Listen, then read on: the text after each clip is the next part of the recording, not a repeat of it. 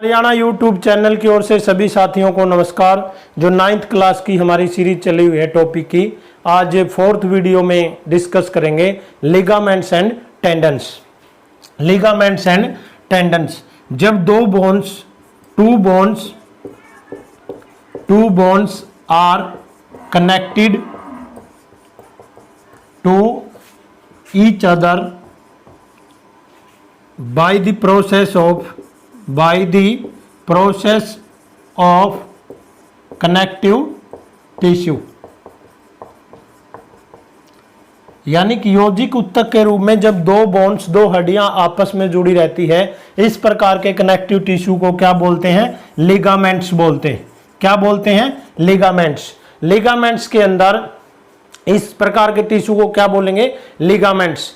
ये very elastic होते हैं, वेरी इलास्टिक। इलास्टिसिटी इनके अंदर क्या होती है? बहुत ज्यादा होती है।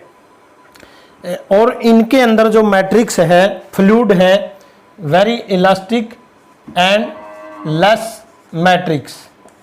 इनके अंदर जो फ्लूइड होता है वो बहुत ही कम होता है। क्या होता है? लेस। और इसके अलावा सेकंड है टेंडन्स। जब आपकी बोन्स किससे अटैच हो? मसल से। जब बोन्स मसल से अटैच होती है, किसके रूप में? कनेक्टिव टिश्यू के रूप में, इस प्रकार के टिश्यू को क्या बोलते हैं? टेंडन्स बोलते हैं। क्या बोलते हैं? टेंडन्स बोलेंगे। क्या बोलेंगे? टेंडन्स बोलेंगे। जो हमारा टेंडन्स है वो क्या है? एक प्रकार का फाइब्रस, क्या है? फाइब्रस टिश्यू है। इसके अंदर फ्लेक्सिबिलिटी क्या है? Less flexibility. और स्ट्रेंथ क्या है इसकी? ग्रेट है, यानी कि ये काफ़ी मजबूत है। एक प्रकार का और कनेक्टिव टिश्यू होता है जिसको बोलते हैं कार्टिलेज। क्या होता है? कार्टिलेज। ये कहाँ कहाँ प्रेजेंट होता है? इसको भी क्या बोलेंगे? फाइब्रस टिश्यू बोलेंगे। क्या बोलेंगे? Fibrous tissue. और इसका जो सेलुलर स्पेस होता है वो बहुत ज़्यादा होता है। और ये कहाँ कहाँ प्रेजेंट होता है? जो बोन्स के ज्वाइंट होते हैं वहाँ पर, बोन्स के joint, ear, surface of joints also present in ear. Nose, हमारी नोज होती है और ईयर होता है।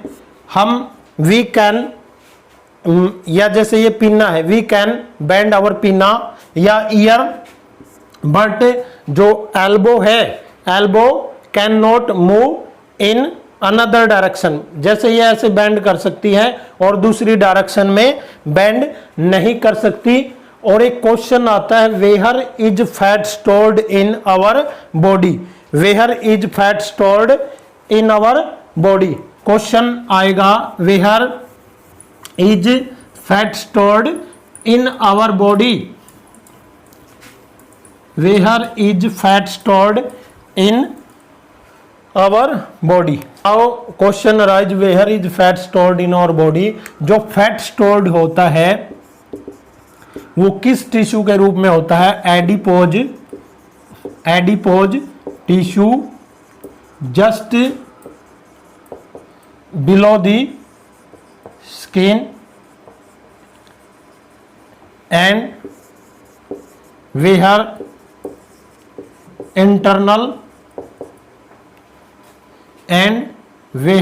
Internal organ are present. So question, जो एडिपोज टिश्यू की थिक लेयर बनती स्किन के नीचे, और जहां पर जो अंदरूनी अंग है जो आपस में ज्वाइंट करते या उपस्थित होते हैं, वहां पर कौन होता है? Adipose tissue. इसलिए female are more tolerant to cold. महिलाओं को सर्दी इसलिए कम लगती है क्योंकि जो एडिपोज टिश्यू की उनके अंदर थिक लेयर प्रेजेंट होती है। नेक्स्ट टॉपिक है हमारा, नेक्स्ट टॉपिक क्या रहेगा? मसल और मस्कुलर टिश्यू।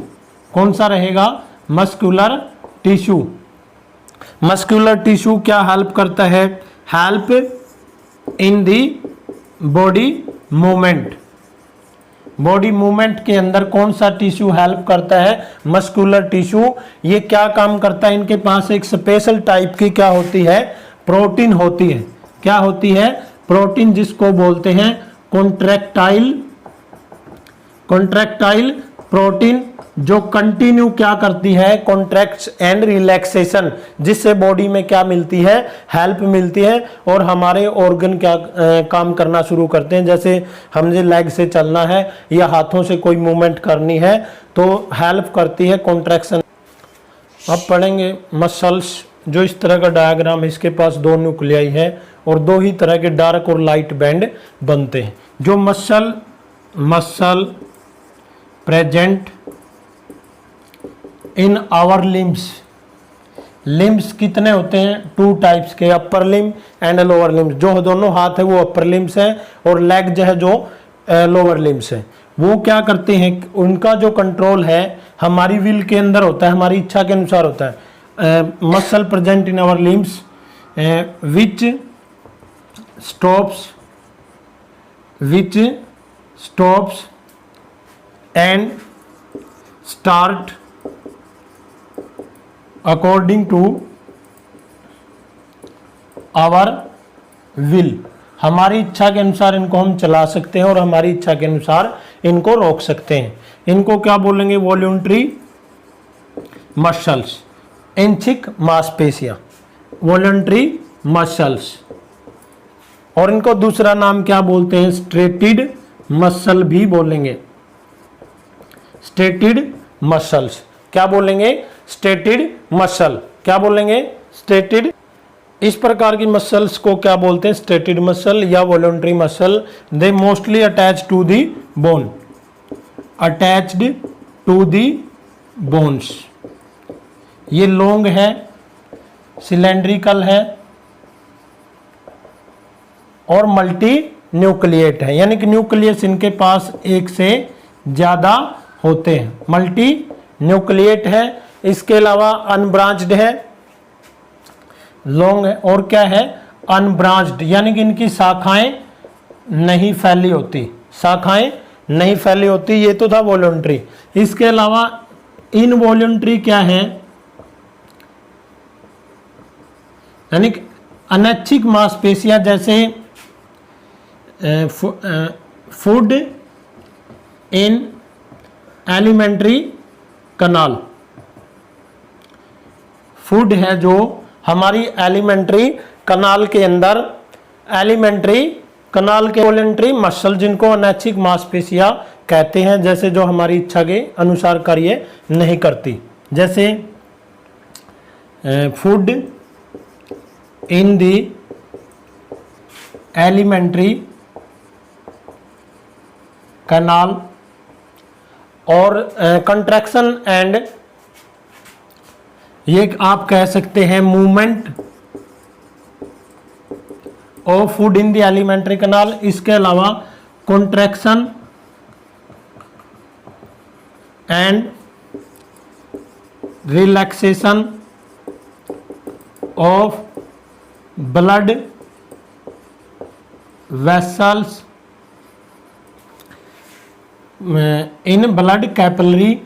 इसके अलावा lungs, end of blood vessel. ये सब किसके एग्जाम्पल है? इनवॉलंटरी मसल के। आइरिस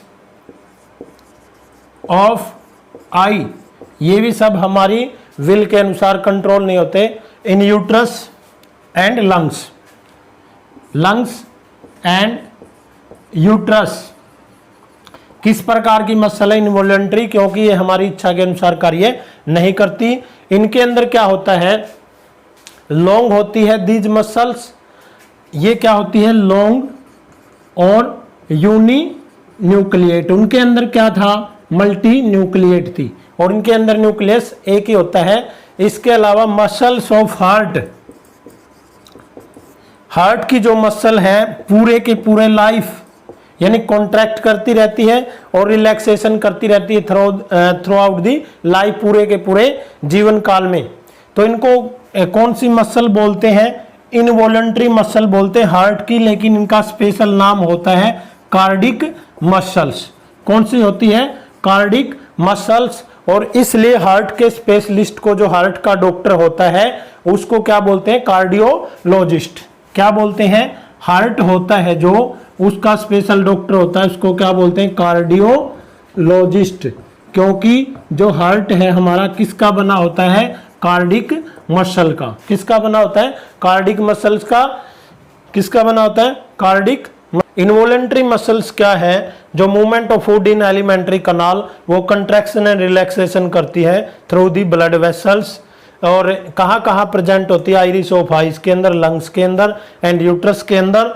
और जो हार्ट की मसल होती है कार्डिक, वो कंटिन्यू पूरे लाइफ कॉन्ट्रैक्ट एंड रिलैक्सेशन करती है। कैसी होती है? लॉन्ग होती है, ब्रांच्ड होती है, यूनी न्यूक्लिएट होती है। और जो हमारा हार्ट है वो किसका बना होता है? कार्डिक मसल्स का। हार्ट के स्पेशलिस्ट को कार्डियोलॉजिस्ट बताया जाता है। नर्वस टिश्यू का डिस्कस करेंगे। ये इसका डायग्राम है। सबसे पहले सेल है नर्वस टिश्यू के, क्या होते हैं? हाईली स्पेशल या स्पेशलाइज्ड होते हैं। क्या होते हैं? हाईली स्पेशलाइज्ड होते हैं। व्हेन एनी स्टूमुलाई, स्टूमुलाई क्या होता है?